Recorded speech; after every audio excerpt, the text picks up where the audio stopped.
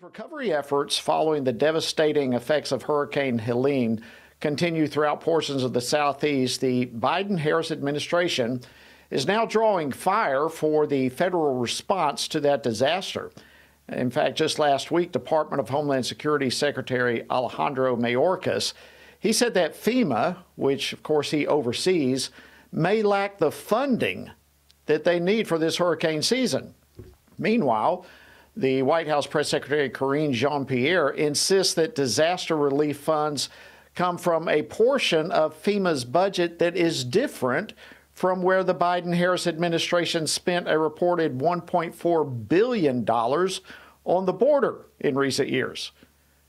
So the obvious question that many are asking right now is this: is FEMA being mismanaged? It's a great question. And joining me now to help make sense of the situation is Congressman Tim Burchett. He serves on several committees, including the Foreign Affairs, the Oversight Committee, and Transportation. He is coming to us from the 2nd Congressional District of the great state of Tennessee. Congressman Burchett, welcome back to Washington Watch. Always great to have you, my friend. Thank you, brother. It's always good to be here. Okay. Boy, Tennessee, your home state, it was hit pretty hard. There's a lot of rumors of and accusations. There's of misinformation swirling around. Give us the latest. What's happening there in Tennessee? Well, Upper East, pretty much the area that I represent, was not really hit that hard, heavy rains. Diane Harshberger's was devastated, actually. The big rains came out of 20 or 30 inches of rain in a short amount of time, came out of North Carolina. And of course, it came through those hollers down to the mountain, and it just wiped those. It just, increased in volume and just wiped those areas out. And of course, the FEMA has not produced, really. They have a budget of $40 billion. You've seen they have $6 or $7 billion that they still have available for some sort of disaster relief that they haven't accessed. And yet the people of this area have received $4 million. I talked to a sheriff yesterday in one of the areas I don't represent, but he was very blunt in his explanation. He said, yeah, we heard from FEMA. He said, Tim, we heard from FEMA a few days back. They did some sort of survey, and we haven't seen them since. And that's sort of what you're seeing. Samaritan's Purse and all these other groups are up there on the ground. FEMA is still staying at some $300 a night motel if they're even in the area. And I think Governor DeSantis really is showing the way it's supposed to be done. We ought to do them like we ought to do the Department of Education. We ought to disband them and send that money to the states so they would know it's not a one-size-fits-all. Let your, like in Tennessee, our National Guard, 401 of them are on the ground up there. We ought to be up there with them with helicopters and providing the aid and taking care of people. But instead, you've got a bureaucracy out of Washington that is clearly clueless. And all they do is want more money. They rob from that to give to illegals. That money should have been for Americans. And, and then when Kamala Harris says she's going to have $750, you have people that have clearly been turned down, that have lost everything. A lady was offered $300. It's a nightmare of what's going on. It just shows you how out of touch Washington, D.C. is with America.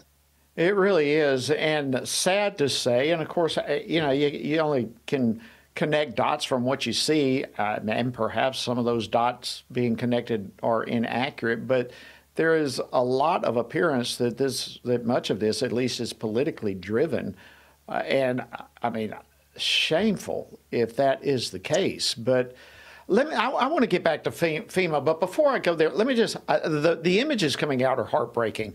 How would you best describe the situation to those of us who are not on the ground there? Indescribable. I've heard a war zone after an atomic bomb has gone off. Just entire communities have disappeared. They're just rubble, and there's no other way to explain it. They're telling me it'll be 3 to 4 months before some of these people even have electricity or running water. And I think one thing we need to be clear: I loaded trucks this weekend with some folks. My buddy Jeremy Faison's a state rep up there, and he's been great I talk to him every day about what's going on in his district and the devastation. But you really can't imagine the devastation. And the thing we got to remember is in 3 months or 4 months, tomorrow nobody's going to be talking about Upper East Tennessee or North Carolina because the Florida hurricane's going to roll through there. And we got to make sure that these people are taken care of. They're conservative, God-fearing folks, Jody. They're just wonderful folks, and they're not sitting there with their hand out. They're trying to survive. People are living in tents beside creeks to get their water, and we can do so much better for them. And we need to. And thank God for organizations like Samaritan's Purse and many churches I've been reading about are going up and down streets and communities doing all they can. But that brings us back to the point of where is FEMA? Talking points from the Biden-Harris administration is that FEMA's disaster relief funding comes from some sort of different funding bucket than the billion plus that they've spent on the border. But at the end of the day, it all comes from the taxpayers. From our back pocket. You're exactly right. And currently we add, as you know, $1 trillion to our debt load every 100 days. In 5 or 6 years, the number one thing we'll be paying is interest.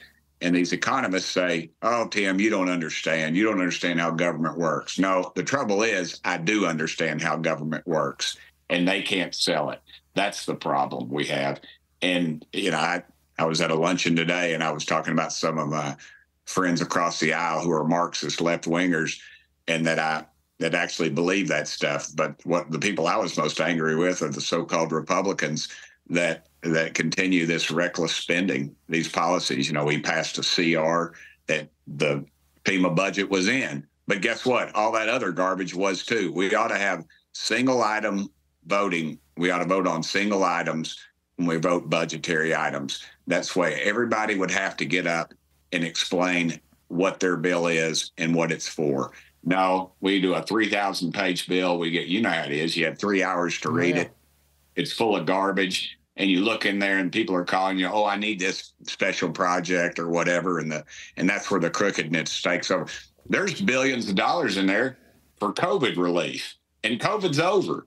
But where does that money go? And I submit to you that there's billions of other dollars that are unaccounted for in programs that no longer exist. They just go down some black hole. No question. All right, we've only got about a minute or so left. Congressman, look, you've no doubt you've seen communities come together, caring for one another in spite of FEMA being horribly absent. Are you seeing the communities come together? I am, more than you would ever believe. We had a little event this past weekend on Saturday, in 6 hours. Our mayor here, Glenn Jacobs, helped put it on, and we all chipped in.